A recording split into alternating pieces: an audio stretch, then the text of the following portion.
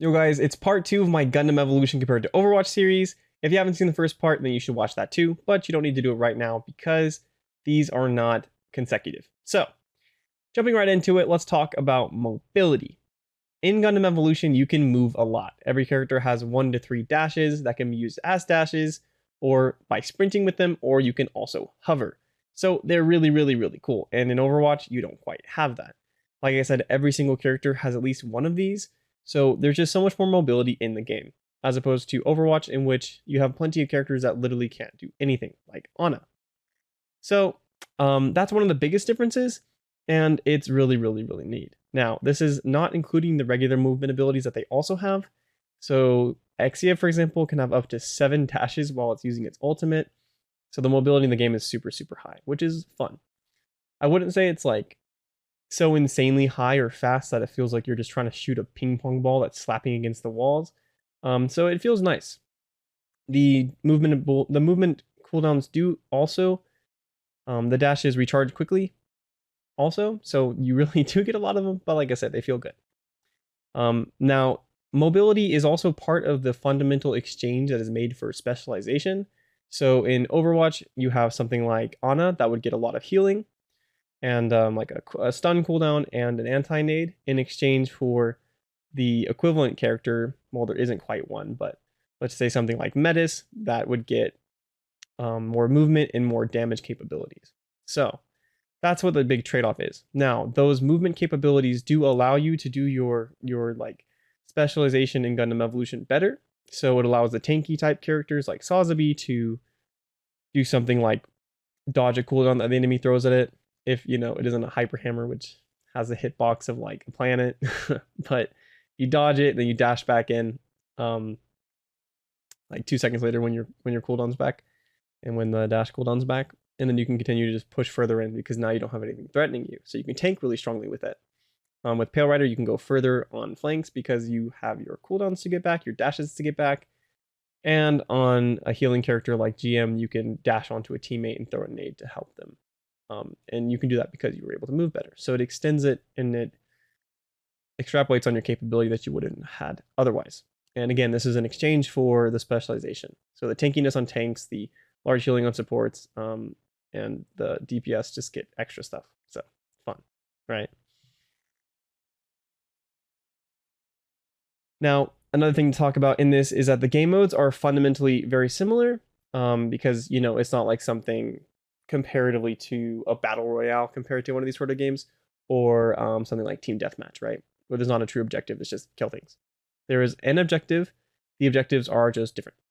So Overwatch 2 has King of the Hill, push. For those of you who don't know what push is, it's where you have like a line and then there's a robot that you have to push to the enemy's side and they have to push to your side, and it's like a payload that travels back and forth based on who is controlling it. Interesting. I didn't really like it that much, but it's better than something like King of the Hill or payload. No, not payload. Sorry, the word 2CP. I hate 2CP. But then they also have payload and hybrid, and I really do like payload and hybrid game modes. Gundam Evolution has King of the Hill, which is similar to the Overwatch one, but it's different, and I don't dislike the different. It just needs some changes. Yeah, and then it has 2CP, which is funnily enough the most well-designed game mode in it, but I hate 2CP. There might be some problems with the way that movement works. This is a little corollary from the last one. Because things can return back faster, because they simply are faster, it does have some issues with how staggering works on the last point of destruction and the last point of a 2CP map, the point capture map. Essentially because everything's so fast, they come back so fast, and they can just keep staggering on and on and on and on. In Overwatch, you have some serious issues with this, with things like Wrecking Ball, because there are characters that are specialized to be very fast. But Overwatch or Gundam Evolution also kind of has this issue. It's just not as bad because there's not as tanky. That is the situation that alleviates it a little bit, because you have you have GM and Metis that are faster, but they're not as tanky as Wrecking Ball is. And they don't have the sustain of something like Lucio. So it's not as big of a deal if they come back to the point, because you can kill them quickly. So that was the corollary from that. And then Gundam Evolution also has a demolition type game mode, which it's fun. It does need changes too, but it's interesting. It's an interesting take on the genre for this sort of thing. The biggest issue, in my opinion, with the game modes is that there is no payload. It makes me sad. I'm just, you guys will hear me say this a lot. The payload maps and the hybrid maps are very, very, very good game modes. They're good game modes because they're fun, and they're good game modes because they fundamentally work really well for this sort of thing. The reason they work really well is because they add extra flexibility to the game. Certain points of a payload map are good for each type of composition, because there's 3 types of composition. There's spam, which is long range damage, dive, which is jumping onto things and killing them, and then there's brawl, which is speeding up and running onto things and then slapping them around from close range. But there's certain areas of the map that are good for each of these type of playstyles. So for example, you can wait for the payload to get close to a corner where your brawl team can be hiding and then run out onto it. And it gives each composition an extra way to play, and therefore gives each player playing each character a better way to structure their own gameplay around the map. So they're really, really good. And like I said, I'm a little bit biased because I just love playing payload maps, and I love after we win a fight, like pushing up and trying to get extra picks and trying to get extra ult charge and holding really aggressively close. It's really, really fun to me. So I would really like to see that added to this game. It's doable for sure. It's not like they need to change anything. They just need to add a new thing. So yeah, please guys, do it. So in general, I do prefer Overwatch's game modes. This is the one thing that I would say Overwatch is better at. Overwatch is better at the maps and the game modes, especially because it's getting rid of 2CP. That is the thing I would really like to see change in Gundam Evolution. So yeah, please guys, change that. It is a little bit to ask, but yeah, I did make a video about the game modes and how they need changed.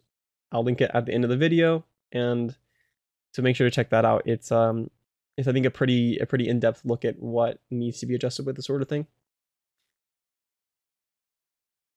So the next big category I want to talk about here is the balancing philosophy. So this is the category I am most excited for because of how bad it was in Overwatch.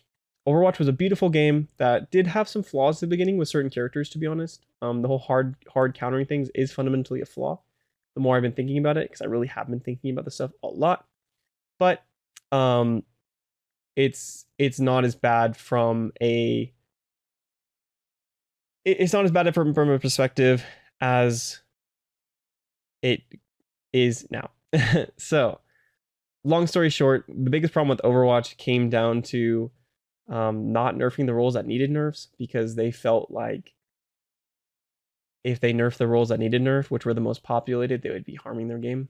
They didn't want to nerf the damage characters, they didn't want to nerf the support characters, and it ended up causing issues where essentially the damage went way up, and then the sustain went way up, which made tanks' lives really unhappy, and then also made everyone's life unhappy, and then made so you only play certain characters and blah, blah, blah. I did make a video called Overwatch Syndrome talking about this and whether Gundam Evolution will fall on this pathway. And yeah, so basically Gundam Evolution does have its own potential flaw it could fall into, but I don't necessarily think it's going to do this sort of thing because of the core fundamental design philosophy that they put out. Don't worry guys, I'm not spoiling the video too much, but it's still worth watching regardless. But they don't have the sustain issue just because of the fundamental design of the game. They have decided to take all the characters and then slap them in and make them more similar, and therefore make the capability for sustain a lot lower. And so this is essentially the reason why people hated Overwatch for a while, or still do, right? Why people complain about it is because they're saying that they want to play an FPS and they're not playing an FPS. So they get frustrated with this sort of thing. And what Gundam Evolution not having this means is that individual play will matter more. People won't feel as frustrated and angry with the ability they have to just outplay enemies and feel the satisfying feeling of killing enemies. That's what people want, and that's what they will get in Gundam Evolution. So yeah. Also, Bandai has been showing that they're listening. People complained a lot about Barbatos and also complained about Marasai and Tournai Gundam not being good enough, but really complained about Barbatos being super broken. And something like 2 weeks after the first network test, Bandai immediately put out and they're like, hey guys, don't worry, we heard, don't worry, we're nerfing Barbatos. Now we haven't been able to see those nerfs in effect, but they are nerfing it. So like the nerf, they put the nerf in, and we'll see how that goes. So yeah, that's a really good sign. And essentially what you need to have and what you want in a company is you want them to have a mentality that, one, the game is more important than their own ego, and two, that they don't necessarily know what is right all the time.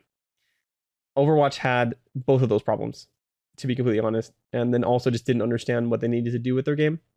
So yeah, and we have been seeing pretty good stuff from that so far. And the game has issues, but from a balance perspective, I didn't have too many complaints except for like the way stuns work with shields and Barbatos.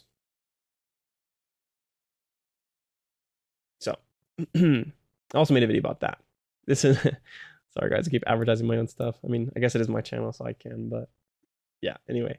So going on from this, something that I think I like to talk about and is important to me, but may not be as important to everyone, is esports.